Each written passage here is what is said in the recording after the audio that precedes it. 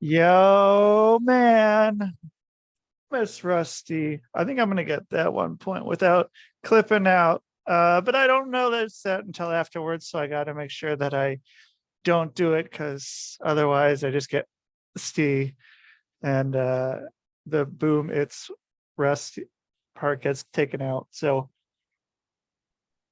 I had to get that in there. But anyway, so today, this is like my fourth podcast today, I think. Oh, wow.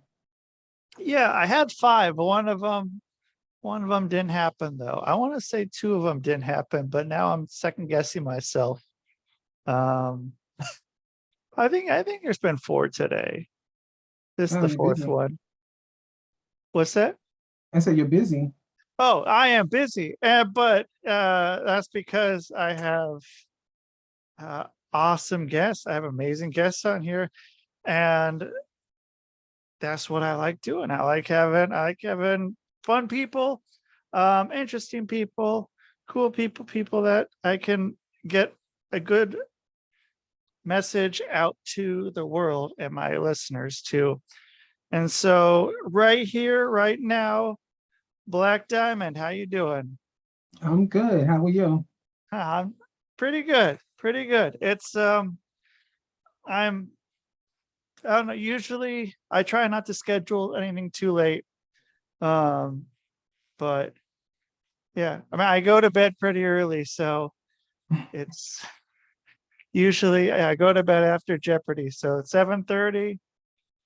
That's usually about time to get into bed, but I'm up early and going but I don't know, it works for me. So okay. So okay, so what I can see right now, I see like right in my right behind you, I see Blaque Diamond Enterprise. So I mean, I think, yeah, I think you might be my sister, my cousin, or something. I'm not really sure. We both Blaque Diamond, Rusty Diamond. I We don't know, related. maybe. But so what is Blaque Diamond Enterprise? Blaque Diamond Enterprise started, oh gosh, I don't even know how many years ago. I think we're going on 11 years with Blaque Diamond Enterprise. We started out as an author. Well, I am an author. And I was doing other things under that. I had a couple of businesses underneath Blaque Diamond Enterprise where I would take on clients. I would do coaching, and I sold my books underneath Blaque Diamond Enterprise. But now I'm still with Blaque Diamond Enterprise because I still coach parents. I do parent coach. And now I also have Basic Black as another business. So I have a couple of things going on now. So what is parent coaching? Parent coaching is where I coach parents or individuals who want to be parents, foster parents, adoptive parents, grandparents, anybody that's interested in being a parent or that want to be a parent. And I talk to them and I listen to their journey or the journey that they want to take, and if they want to be prepared to be a parent. So we talk about their goals, the things that they want to do. I also offer classes. I do some classes on Saturdays where I teach people how to parent themselves, because a lot of people feel as though they may not have gotten that growing up. So they learn how to get in touch with their younger self. I know several times people would ask, if you can go back to a certain age, what age would you go back to? And a lot of people hit on that age where they feel as though they didn't get the things that they thought that they should have got. So I teach them how to parent themselves. I also do parent cafes.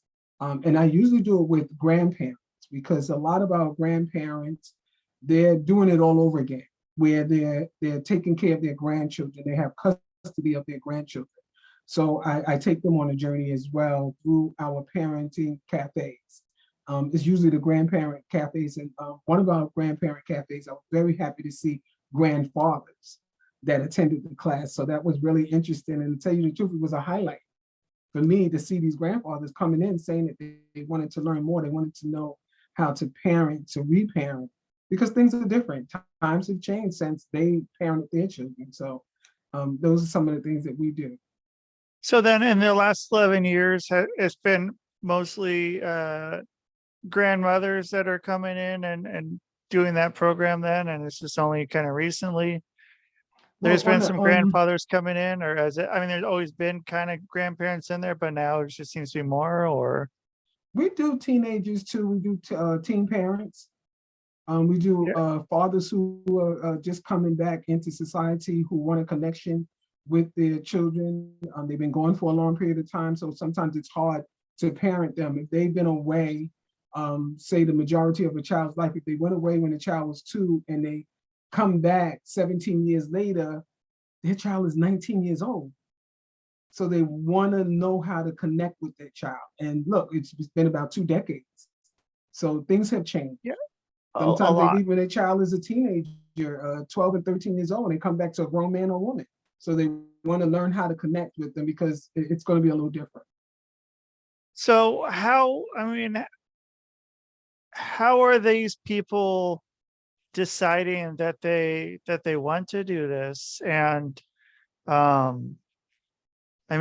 you hooked up with I don't know, the places that would refer you to, or refer them to you to help out? Or are a lot of people right now just into being able to realize that this is something that they want to do and go reach out to you that way? Well, we get word of mouth, which is always great. That's advertising. We also we go to senior centers. We go to when I have book signings, I have my materials out and I talk to individuals about what I do as I'm signing books. They want to know things about me. When I do podcasts, I talk about it as well. So I get referrals or calls or emails that way as well. So it's just wherever you're at, some conferences I may go to, they ask about what I'm doing, or they'll come to my table and I talk about everything that I do, from foster care to adoption, to me being a parent of 12, parenting children myself. So it just becomes just a conversation. So that's just what I do. I just get into a conversation. You said parent of 12. Yes, I am. I have been parenting 12 children for about 40 years now, a little over 40 years. My youngest he's 11, and the oldest will be 47 this month. Whoa. Okay. So that's a pretty large gap there. So then, okay, so when the 11-year-old, so was it like not long after or before you had the 11-year-old that you decided you wanted to start Blaque Diamond Enterprise, or was there some sort of event around that where you decided I need to do something? Initially, it started, oh God, a couple of decades ago. I was doing things on my own, never thought about Blaque Diamond Enterprise or anything, just doing things, sparingly doing it, just going out to the community and doing whatever I needed to do. And it just got to the point that it started growing. And then I started writing. And then after I wrote my first book, that's when I realized this is what I want to do. I want to develop a program. I want to do different things. And I just had my hand into so many different things that I had to take control over. What is it that I really do? Who is Blaque Diamond? What does Blaque Diamond do? And when you look around, I'm just surrounded by children all the time, and raising children, and just being around a lot of family members that had children. And I work, I'm a social worker. So it's just something that I just do. So in addition to everything else you just listed, you're also a social worker. Yes. Do you sleep sometimes? I get some. Get some here and there. Wow.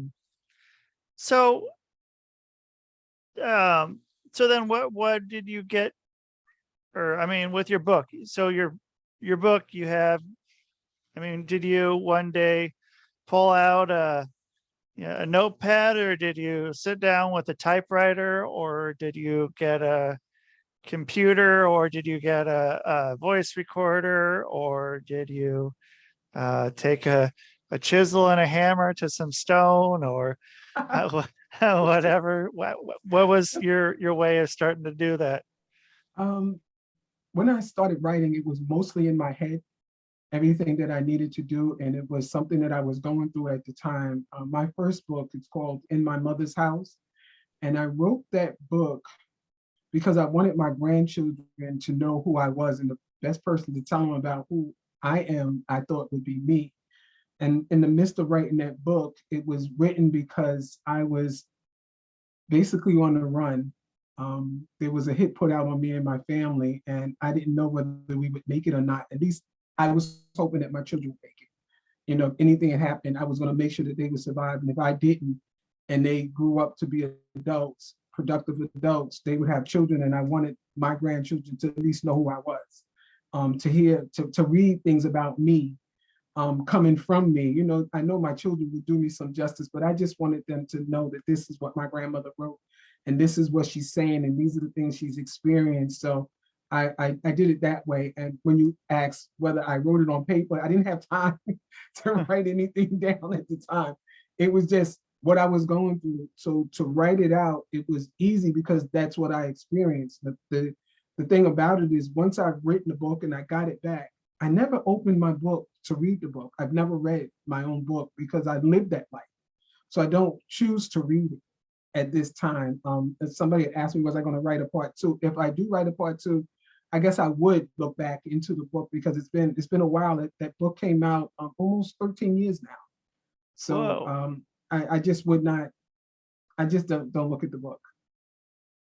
And so, how did your kids? Are you kids, or did you have grandkids at the time? No, I didn't have any grandchildren at the time. Do you now? Yeah. Ooh, yes, I do. Yes, You, I have grandchildren now. My youngest grandchild is 6 months old. oh, okay. So yeah, you got. I mean, you're set. I mean, have any of your grandchildren got to um, hear your book, or like learn about your book, or? Yeah. For some of them, I told them that they weren't old enough to read it. There was just things in there I just didn't think they were ready to read, and some of my children weren't old enough to read it either. So I had to wait till they was at least 18 so they can understand what was going on and what I meant by certain things and why I respond to this day in the way that I do. So they got a clear explanation of things that has happened in the course of my life. The younger ones, I just speak to them in a different way. They haven't read it yet, but I just speak to them in a different way so they can try to get some idea of my journey. So I don't try to put too much on them because I'm not saying that it's in the past, but it's not their past. So I don't want them to have to live what I've been through. So I don't try to bring it up as much. And so you said that you and your family had a hit on you. Was that hit on you, or was that on somebody else in your family? It was on my husband and myself. And being that I had my children, I had to keep them with me. Yeah. Wow. And so what part of the country was this approximately? This was in New York. Okay. All right. And so, wow. And I mean, so then you didn't know what was going to happen, and you just packed everything up, and your two and all the kids just went. And I mean, like, what could you explain to the kids then? I mean, how'd that work then? For the younger ones, they definitely didn't know what was going on. They just thought we were moving. Older ones, they knew. They knew what was They knew. going on. They were teenagers. As a matter of fact, they really wasn't. I had one teenager and two preteens with me at the time, and then I had two smaller children, a 3-year-old and a 5-year-old with me at the same time, and my husband. And we just took what we could and we left. we left 2 homes. We owned 2 homes, and we just lost everything. We just didn't turn back to get anything. We just kept going. And we I say landed, and I say it in a joking way, so I don't mean no harm to the state that I went to. I just say landed because it wasn't a place that I had thought that I would live. I thought that I would live forever in New York. I was born and raised in that home, so I never planned on moving. So I say landed because when people move, they move with an intention to move to a certain location, and that just wasn't something that we had planned on doing. So we left and we moved to a place, and when we got there, we stayed in one home for 3, maybe 4 years. It wasn't ideal. There was a lot of issues within the community and a lot of issues with the landlord. So we decided to move from that location, and we found another home. We were comfortable in that home, and we decided that we wanted to purchase that home. We got back on our feet. The kids was in school. My husband was working. I was working, and I was in school at the time. I think I only had my associate's degree at the time. And I said, I want to go back to school, and I wanted to go back to get my bachelor's. And I figured we was steady. We was straight, nothing. Everything was where it was. We were here for a while.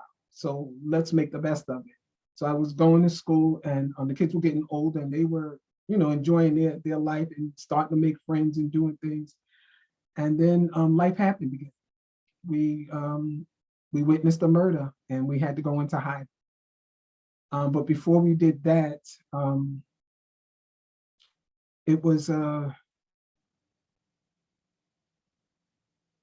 hard. My husband had passed away, and he was deceased for 3 weeks, and I didn't know. And I called around to the hospitals, to the morgue, and to every place, and everybody kept telling me, no, he wasn't here. We checked every place he would frequent, just everywhere. And everybody told us no. And I called the morgue, and they told me that he was there.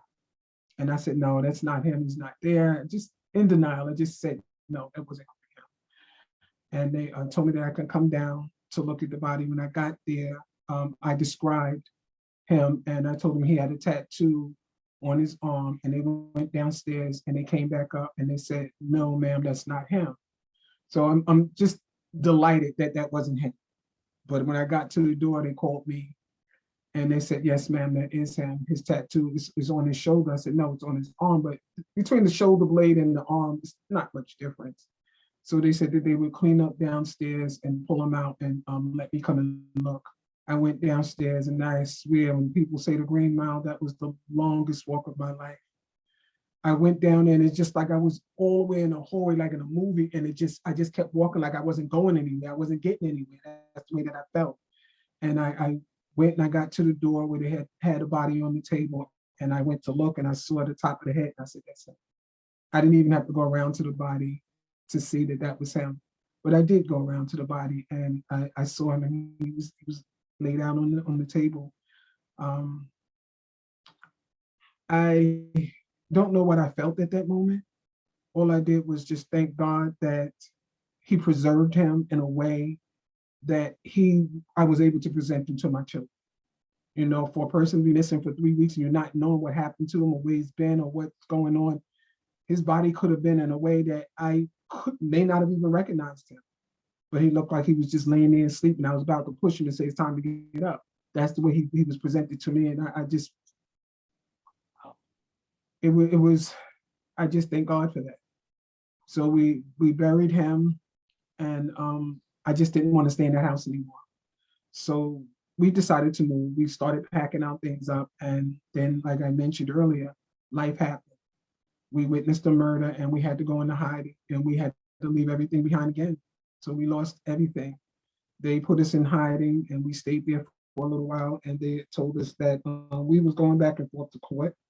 I had to leave my job where I was at, and they transferred me to another location. I was still going to the same college that I was in, but I would go to class and leave immediately. I just couldn't participate in anything that was going on campus because I had to leave. My kids couldn't go to the schools that they were zoned to go to, but they was able to fix it so they can go to other schools. They would go to school, and they would have to come straight home. They couldn't go out and play with anybody because we didn't know who would see us, recognize us, or anything. The younger children just probably thought I was the meanest person in the world because they just didn't understand. And I couldn't explain it to them because I didn't need for them to go to school to say anything. So I just was the mean person. We would go back and forth to court. They would pick us up and we would go back and forth. And they had told us that if this case elevated one more time, the next time we go to court, we would have to disappear altogether. So we was prepared to have our names change, our identity change, everything. So I started preparing my children, the older ones, even the younger ones, I got them involved because they saw us in conversation. So my son learned to drive quickly. I changed in my car. I got rid of the car that I really wanted, and I changed it in for this other vehicle that I didn't want, but it held all of us at one time, and it held everything. So we made sure that we had cases of water. We had backpacks with clothes in it and a closet. So if anything happened, grab it and keep running. The little ones was responsible for little things, we just let them, have something and whatnot. And the instruction was, if anything happened, keep going, don't wait for me. I'll meet you at the location. Keep going.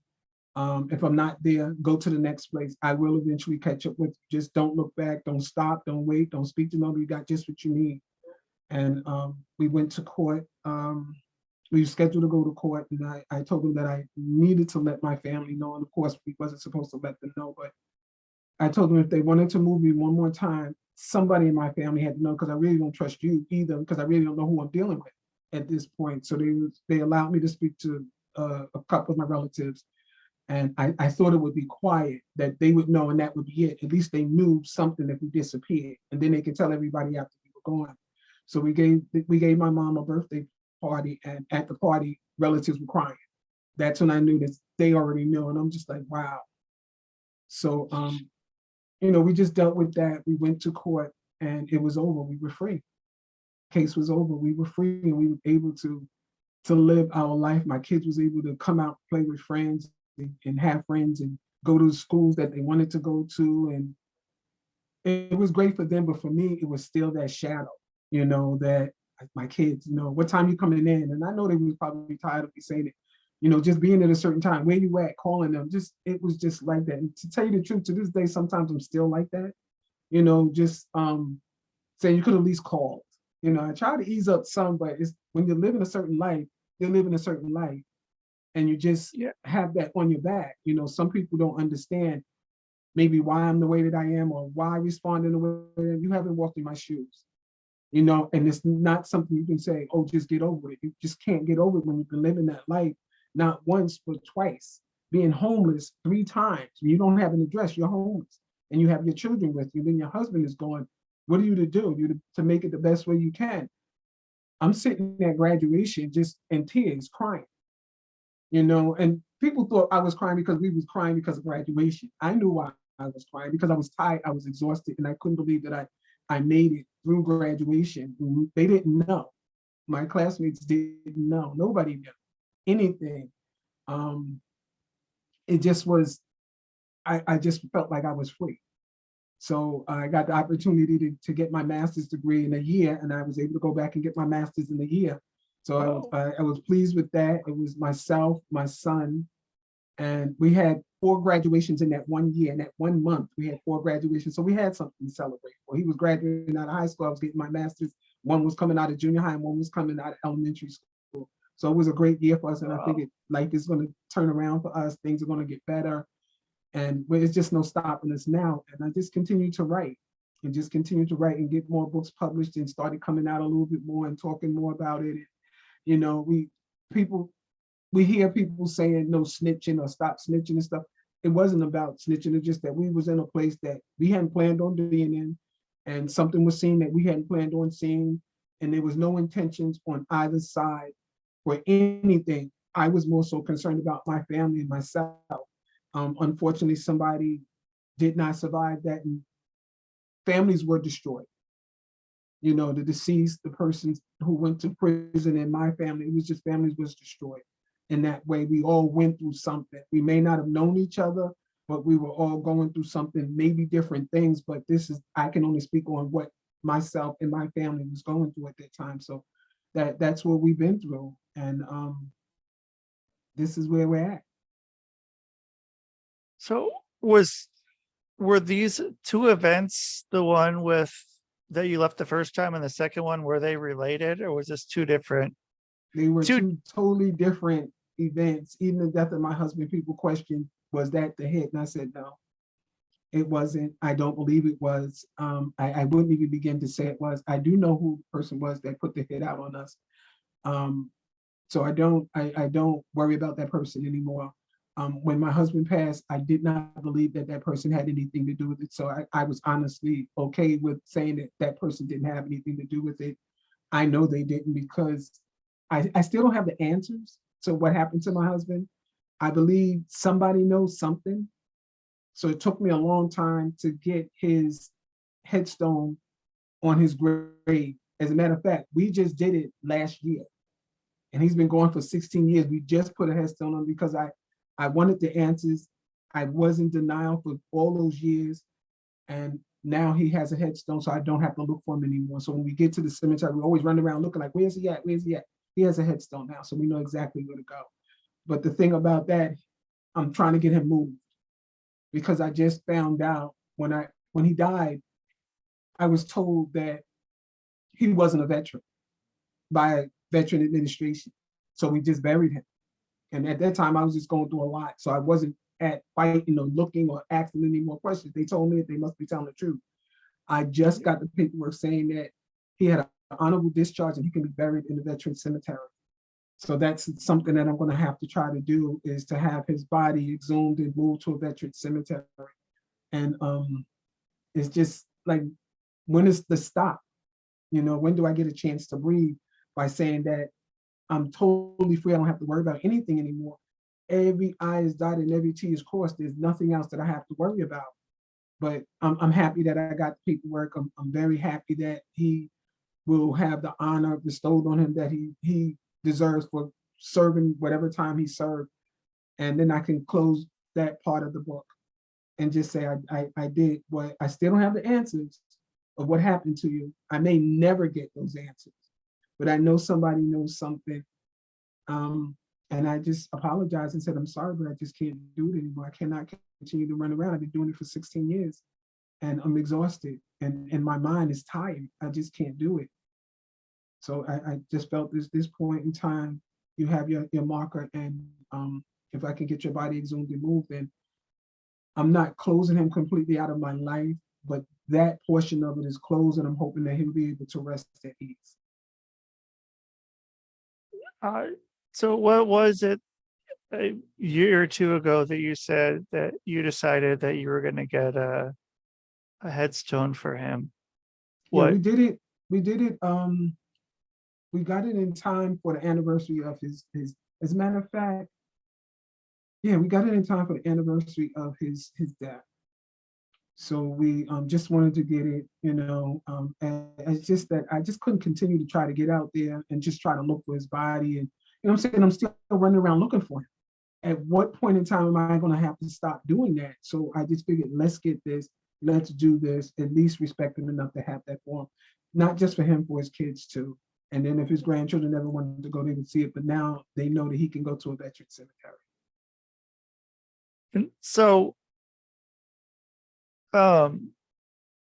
so your kids, I mean, they all know the story now, up the ones that are, at least old enough, over 18. But then you said even the younger ones sort of knew what's going on to an extent. Like they know, well, the younger two, they know grandpa's gone. Yeah, they my 6-year-old grandson, he sees a picture of him and he says, that's my grandfather. So he knows. And he kind of reminds me of my husband a lot, with the voice, with the way he walks, the things you do. I said, oh my God, so I'm not going to get rid of you. You're here. You're still here with me. And he's just like my buddy. I said, if he had been living, I would probably never see my grandson, because my husband would be going with it all the time. And I know he was for my granddaughters. When I look at them, I was like, yep, he would. He lived long enough to see one of his grandchildren. So he was able to see one. That's pretty neat. They got to do that. At least got that. And and now, his children and grandchildren are in good hands. And they, and other people who might not have been in good hands are now in good hands. And I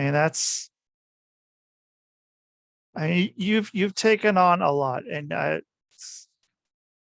it's impressive. It's very impressive. And then, um, I, I don't know. I couldn't even imagine having to do that. I mean, how far did you have to travel from New York?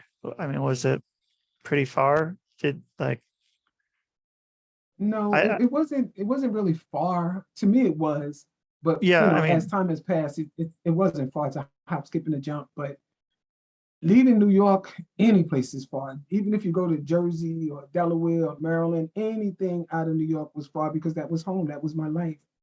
I spent all my life growing up, family, friends, school, work, everything was there. You know, that to me, that was my paradise. That was my place. That was the home that, you know, when I was born, my mother brought me straight to that home. I had my children, they came straight to that home. I got married right there in that home. And I figured I would die and I'll be right there at that home. Was never expecting to leave that home, you know. It just was everything to me. But I went back to New York. I go often. I go often, but I went back to my home. And the people that live there now allowed me to come in. And it was whoa, emotional for them and for me. Both of us stood there crying. I didn't even know the people. And they allowed me to walk through. I told them my story. Not everything, but I told them I used to live in this home, and it was my everything, and it just meant so much. She said, "Would you like to come in?" And almost had a fit. She said, "I could come in." And I walked through and I was telling them what used to be here, what used to be there. And they were so impressed with the things that used to be in the places that are not there anymore. So I said, you know, at the end of it, we took pictures together. I came through the back and I was able to walk through the front. And I said, you gave me closure because I was able to walk through this house and close the front door in a way that I didn't get a chance to do. And I thank you for that. And she told me anytime I wanted to come back to visit and family, and it felt so right. It just felt so right. And I just thanked her so much. And I said, your house is happy right now. Because I know the sadness that came through this house. I lived it. But right now, your house is happy. And I'm giving it my blessing. Your house is happy. I was the last one to leave that home. And out of my mother's children, I was the last one born, but the first one brought there from the time I was born. So I said, your house is blessed. I'm giving you my blessings. We hugged and everything. So I'm just happy, you know, that I was able to do that, to be able to walk through the way that I was able to walk through. So I feel as though the house is safe. I feel as though good people are in there and they're going to take care of it. And I told them about everything on the outside. They were surprised at all the stuff that grew on the outside of the house. You'd have thought it was a farm. You know, so we had an apple tree, a cherry tree, a grapevine. We had a pool in here.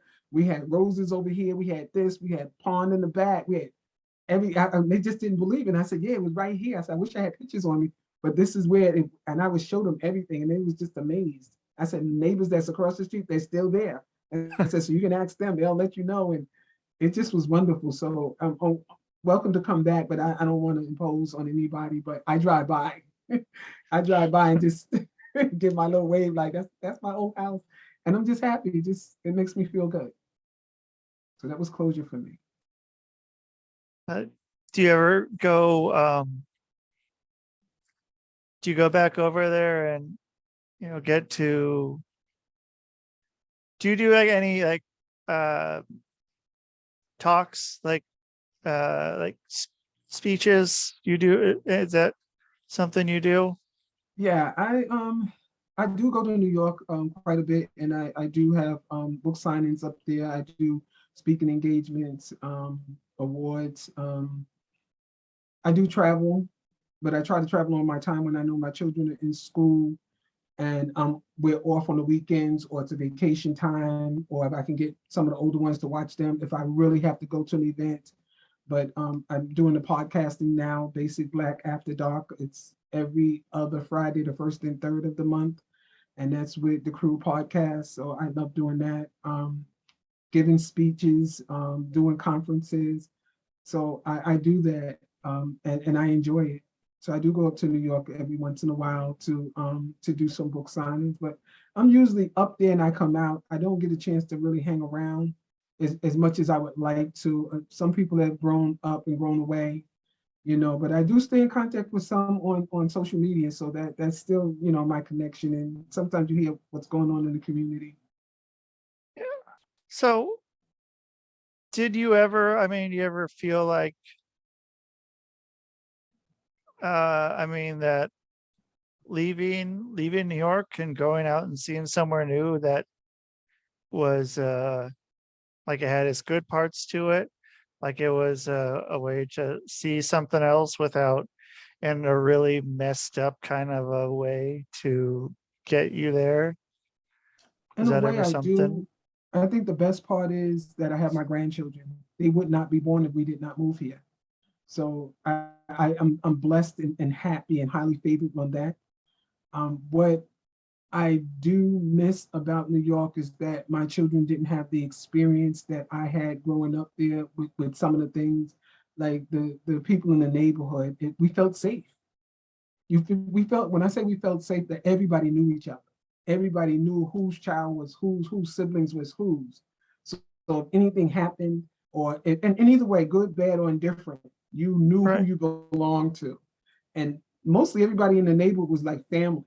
So it wasn't that kind of discord in the neighborhood. I think even if some of my children go up there now, they'll say, "Oh, I know who you belong to," because you can look at them and they'll say, "Yeah, you got those eyes, or you have this." And they may see them on social media because they're friends with some of the people that I grew up with. And I'll say, "This is my daughter or son." So yeah, I do miss that. Um, a lot of people, a lot of the elders, they're no longer there. So I do miss that. Some people have passed away. You didn't get a chance to see them. You didn't get a chance to say goodbye, especially when COVID hit. That just took away.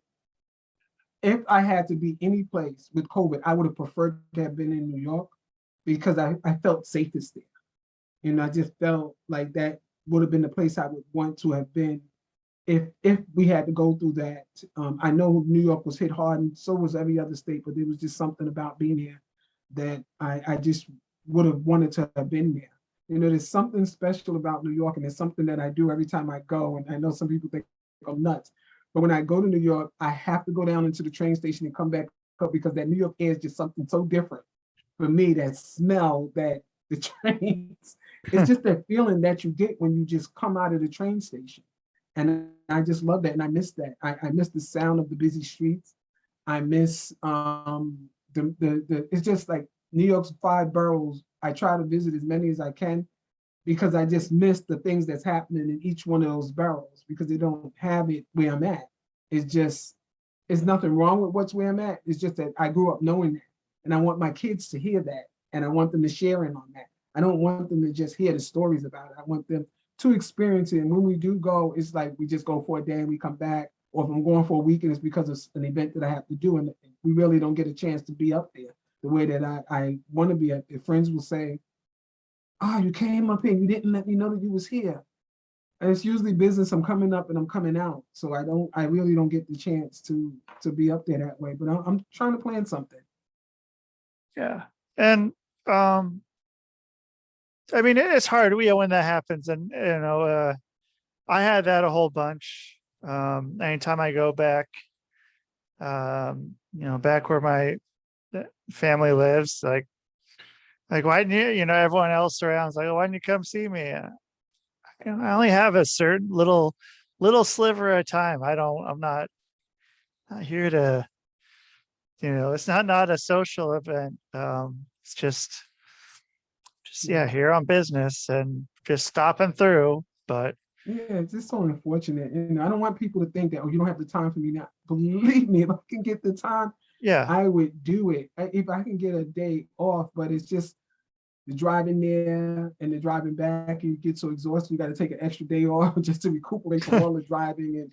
So now I'm just trying to get one of my kids to drive, which my son usually drives me, but it's still a lot oh, that you have to do. Even though you're not in the driver's seat, it's still a lot to take that ride. So, I yeah, see some people just don't understand it because you get back I'm usually unpacking everything. Unpacking my books. We're unpacking packages. We're unpacking everything. We're going through. Then the next day, you got to go through all your inventory. You got to go through this. You got to go through your books. It's a lot. It's a lot of what you have to do the next day, and then an interview here and there, which I love, but it's still things that you have to do. And some people don't understand that that's the way that I live now, and that's the things that I do. If I know it was something, and everything to everybody in New York, I know is important. But if it's something, then sometimes I do try to make it, but I have to leave. I can't stay as long as I would want to. When are you heading out? And that's what I'm hearing now. When are you heading out? Maybe about an hour or so. And I hate to do that, and I hate to say that, but I have to get back. Yeah, and it can be hard, but I mean, they have to, they have to understand that, be happy for you for what you're getting to do, and when they do see it's great. And Yeah. I mean, so I guess to ask you a question about New York, if you had, like, I don't know, it's hard because I don't want you to give away your secrets of places that that I should check out. But I mean, yeah, if there's a place for someone to check out that's doesn't really like seeing tourist stuff, that just sort of wants to go and be there and just sort of take everything in. Is there a place like that you can think of there? I'm like, In New York? yeah, I'm like, Oh, wow. yeah, it takes like I don't know. I mean, there's probably a lot, and I don't want you to give up your best hidden spots. No, I would love it. I would love it. New York's New York's 5 boroughs, you have to experience each borough for itself, because whoever said this is Queens, this is Brooklyn, this is the Bronx, this is Manhattan, this is Staten Island, they knew exactly what they were doing. Every borough has its something special about it, and you have to go there. I wouldn't want to tell anybody exactly where to go, because you have to find that something special on your own in order Yes. to know I'm going to come back to that. Now, I Yeah. know there's a place that we go when we always say when we're going to Queens, because that's the area that we're from. We go to Margarita's Pizza. You cannot leave New York without Margarita's Pizza. So we do that. We get that pizza, and that's a wrap for us. I wouldn't care. We don't go to any other place. We get that pizza. I wouldn't care if we have to get it and go back to the hotel with it. I'm going to do it. We get it, and then there's a store that was up the street from where we live. They sell these sub sandwiches. And whenever I'm up there, I call back home, who wants a sub? Oh, you over at? And I'm like, yeah. So we coming back with a whole bunch of sub sandwiches at dinner. So we bring it back. We have to stop in those 2 places when we're in Queens. But like I said, Manhattan has its places that you can go to. It's it's just wonderful there. Brooklyn, you're gonna go to Brooklyn, and you're gonna find it's like a melting pot of all these cultures there in Brooklyn. If you go to the Bronx, you're going to hear the music. You're going to want to dance in the street, so that's it. If you go to Staten Island, you're going to take that ferry. Dude, to me, that would be the highlight. You understand? So every Manhattan, I don't even want to begin there. You go any place in Manhattan, you're going to find your zone. So there's so many different places. Even there's parts of Long Island. Well, see, not Staten Island, like Hempstead, Freeport, all those areas. It's New York. I don't know what else to tell you, but it's New York. You have to go and experience for yourself. we're talking about going down and taking the ferry.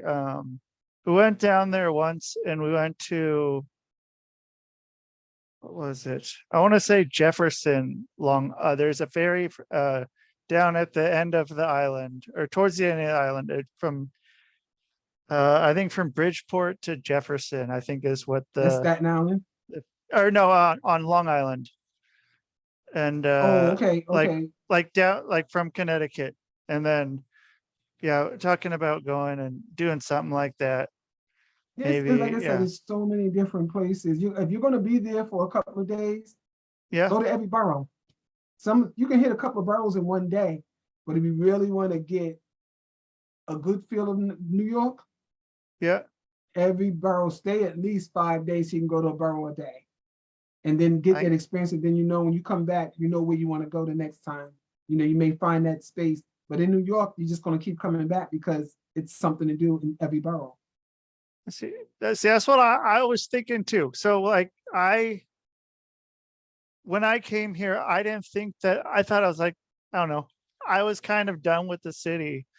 And you know, any big city, and I just wanted to stay out in the country. But then we drove out not long after we moved here in November, and I went there, and I just felt something like I wanted to go back. I hadn't been there in 35 years, and Yeah. since I was a little kid.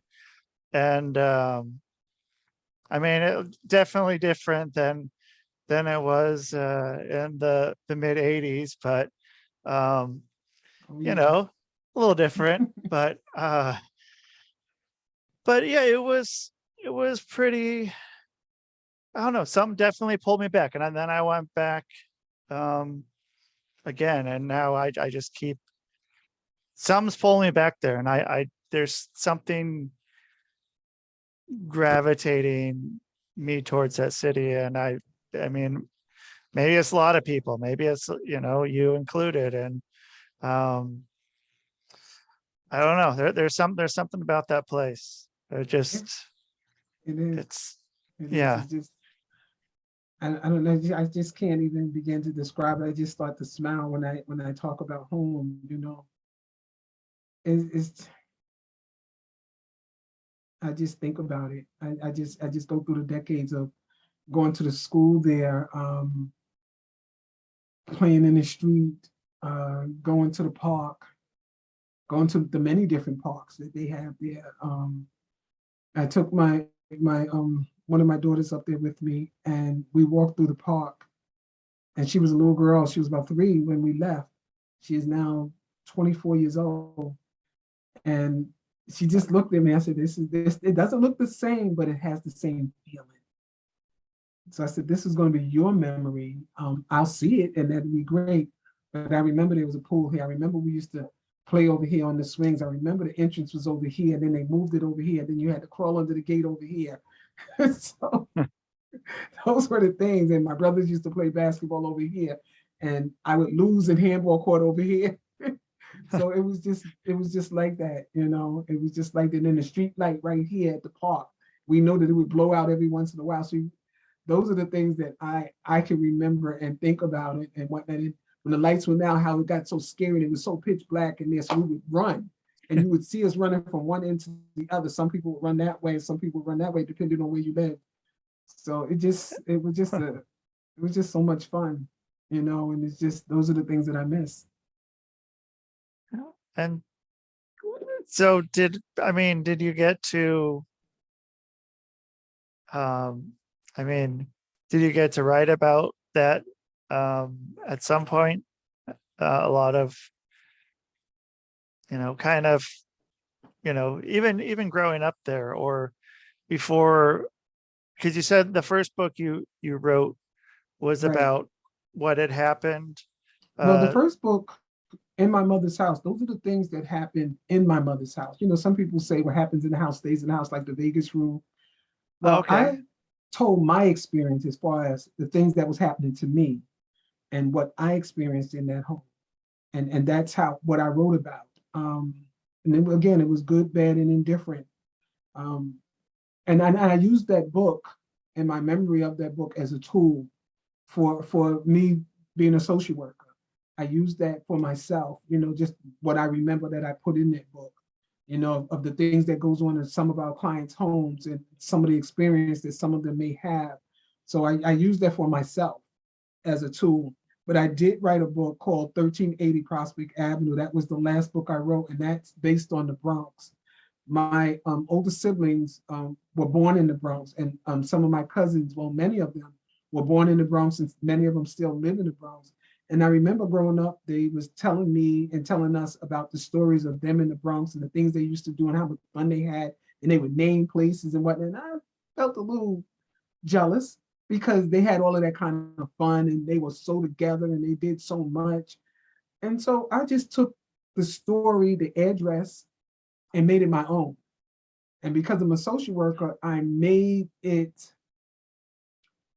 a place for my children who are in foster care. So 1380 Prospect Avenue, not another Bronx Tale, because that's what it's called, not another Bronx. So because of the movie, the show, 1380 Prospect Avenue is not another Bronx Tale. It's about these brothers trying to find steady footing in life and the way that they're trying to make it. But there's some twists and turns because they're a part of a system, the foster care system. And the foster care system, and it shows different aspects of different organizations letting them down. And what really happens in some of those group homes and foster homes and the things that's happening to these kids. And these are teenagers. And it's not easy to find a home for a teenager. They figure that they're setting their way, and we're coming up on National Foster Care Month next month. So I'm just trying to make that a nice event for myself. I'm doing something on the podcast for the month of May for National Foster Care Month. But with that book, we did a trailer. So if they go on my website, authorblaquediamond.com, they'll also find my website, and they'll see the trailer on there, and they'll see a whole bunch of other things that I do on there. So I do have to update it because it's been a while since I've updated it, but that's where they'll find the trailer. And we did the trailer right around COVID, and we wanted to do a movie, but COVID hit, and we had to stop. We just couldn't continue to film. But I'm looking forward to trying to get it done as a movie, because if you look at the trailer, it's really interesting with the things that happen. And Prospect Avenue is actually in the Bronx. That's where it happened, but we was able to shoot it at a place called Prospect Avenue where I'm at. So we did find Prospect Avenue here, so we was able to use the sign and the picture, and it was just by luck and by chance that we was able to do it. So I was able to write that book on what I got out of what my family was telling me, the stories that they did, and the names of the places. So the places are there, people may recognize them, but none of these characters are real. They're not real. It's just who I envisioned to be there and the way that I wanted them to act. Are the kids that you're working with, or any of them, are you showing them the book, or is it No, I is don't. it too much for them? The children that I work with, as far as with my job, that's a conflict of interest, so I don't share that. Some of them do know that I do write, but I will never sell them a book. If they happen to purchase a book someplace out there and they told me that they purchased it, that would be nice for them. But I don't go and say, here's a book for you to read. I work for an organization, a nonprofit organization, so I'm very careful with who I speak to as far as my podcast, who I speak to with my parent cafe. I just have to be really careful. So I try to do things outside of where I live. And I like to do a lot of things in the neighboring states. And of course, I love going to New York and getting information and coming back and writing and everything. So that's some of the things that I do. I did have somebody that connected with me, and they're in India. And I was invited to go, but we went into COVID, so I couldn't go. But we were talking about adoption and what it's like in India, and I've learned so much. The big difference, and the difference in the culture and how we go about things, and it was amazing. It was amazing. So it taught me a lot. Is that something you're still wanting to do if the opportunity arises now, or to go over to India? Yeah, I really would. I still want to stay connected. I do speak occasionally with individuals there, and I definitely want to stay connected. They were working on a project they wanted me to work on them with. So that's something I really want to do. As children, no matter where they come from, it's important for me to make sure that every child has a home or a loving family that they could call home or they can live with. I wrote the Stacey F series on children's books on foster care and adoption. So I was able to do a series of books on foster care and adoption. So I was very pleased with that. And that came out before my last book. So foster care and adoption, it just has my heart. You know, people ask, are you a foster child? Have you ever been? No, I haven't. But I did mention to you that I have 12 children, but all of them are not my biological. They're not Yeah. biological. And I usually get people, they're like, oh, you have 12 kids. I'm like, yep, I parented 12 children. I didn't give birth to 12 children. So the story came about in the journey of some of these kids. So I just wanted them to get an understanding of how things came about for them in their journey. So that's the reason why I wrote that book. And I just try to stay connected. And I just love doing what I do. So you said that was a children's book, Yeah, a, se- it's She a Named You series? Stacy. Yeah. A Temporary Home for Stacy, Stacy F, My Forever Mommy, and Stacy F coloring book, coloring and activity book. So there's 4 books in the series. And And it's probably for adults because some adults don't understand the foster care system. So they can read that book. It's also for social workers to engage with children as they're removing it. Well, I don't want to say remove, I'll say separating the children from their families. So they can use those books to engage the children. Because these children can look and see that Stacy's journey is similar to theirs. The book is written in a generic way. So this way, any child that's entering in foster care, whether they're coming through foster care because their parent is deceased, whether the parent is incarcerated for abuse, neglect, you can use those books as a tool. So I made it easy in that way for people who or individuals who would like to be a foster parent, is inquiring about it. It just makes it really simple. It makes it really simple for them. And then I usually tell them to inquire with their local department of social services and hopefully that they're interested in becoming a foster or adoptive parent. and so um so is I mean it's quite a process to be able to be a foster parent. Is that right? It's Well, the first thing is the first process I would say is knowing yourself, knowing that this is something that you want to do, that you know in your heart that you have the space in your heart and in your home to bring this child into your home and to treat them like family, even if it's temporary, even if the child is going to be there for a day or for a lifetime, which we hope that does not happen. But some children, they come in at a certain age and they don't leave until they're at the age of majority, 18 or 21 years of age leaving. So we really need foster parents. We really want to have permanent homes. The permanent home would preferably be with their biological parents, but sometimes the children can't go back home, and sometimes we can't find biological family members, or sometimes, unfortunately, biological family members are not interested in adding their relative to their home. So we hope that the community would be able to be that village for that child and be able to bring that child in there. So they have to go to classes. They have to have the space in their home. They have to understand these children. They have to be involved with schools with them, with doctor's appointments. You have to make sure that you can do that. You have to make sure that they're being a part of your family and not treated any different. So it takes a lot. And that's what I go through with my parenting, my coaching, and my parent cafe. So a lot of those questions come up. We do a lot of activities in the parent cafes. So it's just whatever person needs, but I really enjoy doing the unpack your mindfulness, which is what I do on some Saturdays. And that's where people learn to parent themselves.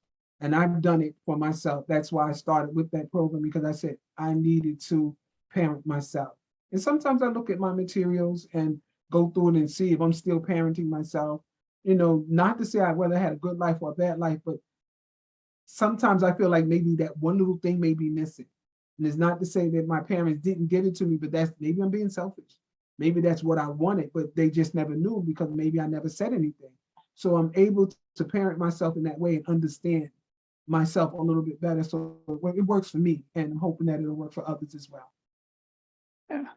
Well, okay, that's great. And thank you so much for coming on and getting to share your stories and having everyone be able to get to learn from what's happened. And I hope some people out listening are, gonna think about foster care and um helping out. I mean, I have a friend in Cincinnati, and him and his wife are, you said something about the village, um, and they work with a nonprofit called Be the Village, Oh, and wow. with the foster care, and they're both foster parents, and I mean, yeah, it's really something that doesn't seem to get a lot of attention. I mean, it's great that there's, a month dedicated to it, 'cause it's definitely something that needs to be addressed, and it definitely takes more than a day, and it's big enough, um existence in society of something that really needs to be looked at and kind of, I mean, yeah, help out how you can.